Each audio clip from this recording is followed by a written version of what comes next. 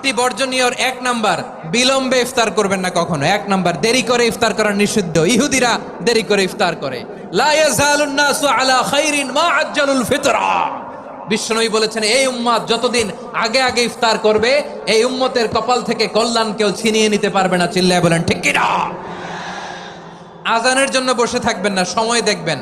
স্থানীয় সময় যখন সূর্যাস্ত হওয়া মাত্রই বিসমিল্লাহ, খেজুর খেয়ে ফেলবো। পারবেন তো নাকি দেরি করবেন?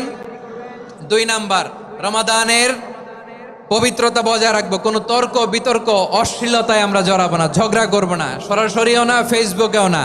করবেন কেউ গালি দিলে বলবেন ইন্নিমরুউন সায়েম, আমি রোজাদার। আল্লাহর হাবিব শিখিয়েছেন, কেউ যদি তোমার গালি দেয়, কটু কথা বলে, অশ্লীল কথা বলে, রমজানে তুমিও বলতে পারবে না। তুমি বলতে পারবা ইন্নিমরুউন সায়েম, আমি রোজাদার। আজকে থেকে নিয়ত করেন, রমজানে কেউ গালি দিলে আপনি একটা গালি দিবেন নাকি? কি বলবেন? রোজাদার, রমজানের পবিত্রতা আমি ভঙ্গ করতে পারবো না। অশ্লীল নাটক সিনেমা আমরা দেখব না। যে রমজানে মিথ্যা কথা, মিথ্যা কাজ, মিথ্যা সাক্ষী ছাড়তে পারে নাই, তার না খেয়ে থাকা, উপবাস থাকা দিয়ে আল্লাহর কিছু যায় আসে না। এজন্য মিথ্যার সাথে আমাদের কোনো সম্পর্ক আছে? মিথ্যা বলবো না। 4 নাম্বার, অপচয় করব না। ইন্নাল মুবাযযিরিনা কানু ইখওয়ানা শায়াতিন ওয়া কানা শাইতানু লিরাব্বিহি কাফুরা। অপচয়কারী শয়তানের ভাই। আচ্ছা, যে শয়তানের ভাই ও নিজেও আরেকটা কি? শয়তান। যে শয়তানের ভাই ও নিজেও আরেকটা কি? অপচয় করব না। ইফতারি করতে যে আমরা অনেকে অপচয় করি, এগুলো করবেন আপনারা না। অপচয় অপব্যয় করব না। 5 নাম্বারে, রিয়া, লোক দেখানো ইবাদত আমরা করব না। লোক দেখানোর জন্য নামাজ, রোজা, জিকির, তেলাওয়াত, দান, সদকা এগুলো করলে আল্লাহর দরবারে এগুলো কবুল হবে। বিশ্বনবী বলেন, দাজ্জালের ফিতনার চেয়ে একটা বড় ফিতনার ভয় আমি করি। সেটা কি? আর রিয়া, শো অফ মেন্টালিটি, লোক দেখানো মানসিকতা। এটা থেকে আমরা বিরত থাকবো ইনশাআল্লাহ। 6 নাম্বার, অনেক গুরুত্বপূর্ণ। ব্যবসায়ী ভাইয়েরা, ব্যবসা করেন কারা কারা? হাত তুলে দেখান তো আমারে। মাশাআল্লাহ, হাত নামান। ব্যবসায়ী ভাইয়েরা, অনেক অসাধু ব্যবসায়ী আছে, রমজান আসলে নিত্য প্রয়োজনীয় পণ্যের মূল্য বৃদ্ধি করে দেয়। এরকম আছে না নাই? এগুলো করবেন না। মজুদদারি করবেন না। পণ্যের কৃত্রিম সংকট বাজারে করবেন না। আপনি লাখ টাকা কামায়া ভাবছেন যে রোজাদারদের কষ্ট দিয়ে ধনী হবেন। এমন রোগ আল্লাহ আপনারে দিবে, কোটি টাকা দিয়েও আপনি হাসপাতালের বিল পরিশোধ করার ক্ষমতা আপনার হবে না। খবরদার। শেষ বয়সে দেখবেন কি কষ্ট আপনার হয়। আপনি রোজাদারদের কষ্ট দিচ্ছেন, আল্লাহ আপনার সুখে রাখবে? আল্লাহর দোহাই লাগে, আমার ব্যবসায়ী ভাইয়েরা এটা করবেন না। আরব বিশ্বে আমরা দেখেছি, আরব বিশ্বের ব্যবসায়ীরা সারা বছরে ব্যবসা করে, রমজানে ভর্তুকি দেয়। আর আমার দেশের কিছু অসাধু ব্যবসায়ী রমজানে গলাকাটা ব্যবসা করে আর সারা বছর সইটার উপর দিয়ে চলে। চিল্লায় বলেন ঠিক কিনা? করবেন না, এটা করবেন না। নিত্য প্রয়োজনীয় পণ্যের মূল্য বৃদ্ধি করা হারাম, পণ্যের কৃত্রিম সংকট তৈরি করা হারাম, মজুদদারি করা হারাম, রোজাদারদেরকে কষ্ট দেয়া হারাম। এটা করবেন না। 7 নাম্বারে সর্বশেষ কথা, অধীনস্থ যারা আছে তাদের কাজের চাপ আপনারা কমিয়ে দিবেন। কাজের লোক, ফ্যাক্টরির ওয়ার্কার, স্টাফ, তাদের প্রতি যদি রহম করেন, আপনার উপর রহম করবে কে? আমার প্রিয় ভাইয়েরা, এই আসন্ন রমাদান এটা এমন এক বরকতের মাস, যে মাসে আমরা নিজেদের নাফসের উপর নিয়ন্ত্রণ প্রতিষ্ঠা করি। সারা বছর নাফস আমাদেরকে নিয়ন্ত্রণ করে, আর রমাদানে আমরা নাফসকে নিয়ন্ত্রণ করি। কথা বুঝতেছেন? সারা বছর নাফস আমাদেরকে নিয়ন্ত্রণ করে। এই যে এখন আমার খেতে মনে চাইলে যে খেজুর রাখা, আমি খেজুর খেতে পারবো। নাটস আছে, বাদাম খাইতে পারি। খাইতে মন চাইলে পানি, আমার রুহুটা চায়, আমার নাফসটা খেতে চায়, আমি খেতে পারি, পান করতে পারি। বিবাহিতরা দিনের বেলায় স্ত্রীর সাথে মেলামেশা করতে চাইলে করতে পারে, কিন্তু রমাদানে দিনের বেলায় খেতে মনে চায় কিন্তু আমরা খাই। আমার প্রবৃত্তি খেতে চায় কিন্তু প্রবৃত্তির কথা আমরা শুনি, কথা কয় না।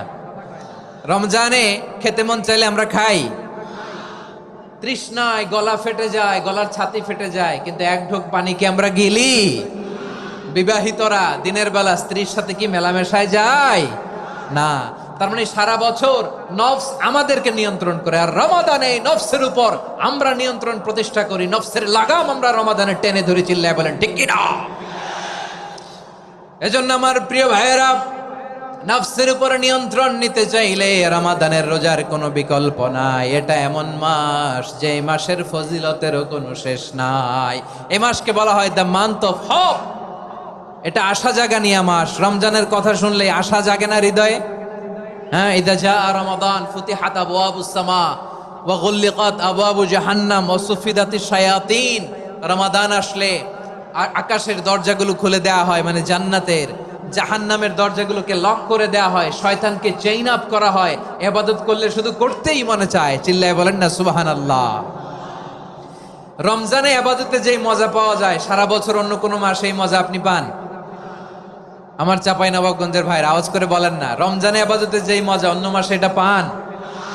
কারণ রমজানে ইবাদত করলে সওয়াবও বেশি, ইবাদতের একটা পরিবেশ থাকে, ঠিক কিনা বলেন? অন্য মাসে ইবাদত করলে এর সওয়াব পাওয়া যায় গাণিতিক হারে, রমজানে ইবাদত করলে সওয়াব বাড়তে থাকে জ্যামিতিক হারে। সুবহানাল্লাহ কইবেন না? অন্য মাসে সওয়াব বাড়ে গাণিতিক হারে, রমাদানে ইবাদত করলে সওয়াব বাড়ে কিভাবে জ্যামিতিক হারে বাড়ে দেখেন। রমাদানে একটা নফল করলে ফরজের সমান সওয়াব, একটা ফরজ করলে 70 থেকে 700 গুণ সওয়াব, রমজানে উমরা করলে হজের সমান সওয়াব। সুবহানাল্লাহ নাই? দ্য মান্থ অফ হোপ, আশা জাগানিয়া মাস।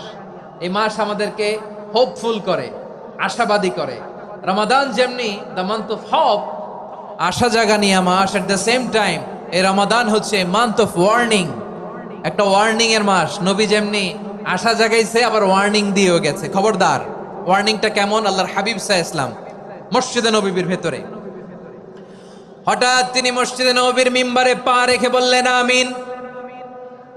দ্বিতীয় ধাপে পা রেখে বললেন আমিন, তৃতীয় ধাপে পা রেখে বললেন আমিন। সাহাবারা অবাক হয়ে বললেন, ইয়া রাসূলুল্লাহ, ইয়া হাবিবাল্লাহ, 3 বার শুধু আমিন আমিন পড়লেন, কেন পড়লেন আমরা কিছু জানি না, আমাদেরকে জানিয়ে দেন কেন আপনি 3 বার আমিন বললেন। রাহমাতাল লিল আলামিন আল্লাহর হাবিব বললেন, ও আমার প্রাণের সাহাবীরা, আমি যখন মসজিদে নববীর মিম্বারের প্রথম ধাপে পা রেখেছি, সাইয়েদনা জিবরিল এসে আমাকে বলেছে, ও নবী, আপনার নাম শুনে যে ব্যক্তি আপনার উপর দুরূদ পড়ে না তার ধ্বংস। আপনি বলেন আমিন। আমি বলেছি আমিন। দ্বিতীয় ধাপে পা রাখার পর সাইয়েদনা জিবরিল বললেন, ইয়া রাসূলুল্লাহ, মাতা পিতাকে বার্ধক্য অবস্থায় পেয়ে তাদের সেবা করে, তাদের সাথে সদাচরণ করে যে সন্তান জান্নাত কামাতে পারলো না, তার জন্য ধ্বংস। আপনি বলেন আমিন। আমি বলেছি আমিন। আবার মিম্বারের তৃতীয় ধাপে ঠিক যখনই আমি পা রাখলাম, সাইয়েদনা জিবরাইল বললেন, নবী, রমজান মাস পাওয়ার পরে এই মাসে ইবাদত করে যে ব্যক্তি নিজের গুনাহ মাফ করাতে পারলো না, তার জন্য ধ্বংস। আপনি আওয়াজ করে পড়েন আমিন। কত বড় ধমক, কত বড় ওয়ার্নিং দেখছেন। যে রমাদান পেয়েছে, কিন্তু রমাদানের ইবাদত করার মধ্য দিয়ে সে নিজেকে জাহান্নাম থেকে মুক্ত বানাতে পারলো না, তার উপর আল্লাহ লানত, তার জন্য ধ্বংস। সাইয়েদনা জিবরাইল বলেছেন আমিন, স্বয়ং বিশ্বনবীও বলেছেন আমিন। আওয়াজ করে পড়েন নাউযু বিল্লাহ। তাহলে রমজান আসবে আর আমরা নিজেদেরকে জাহান্নামীদের লিস্ট থেকে নাম কাটিয়ে জান্নাতীদের লিস্টে উঠাতে পারবো না। এর চেয়ে বড় হতভাগা কি আর কেউ থাকতে পারে?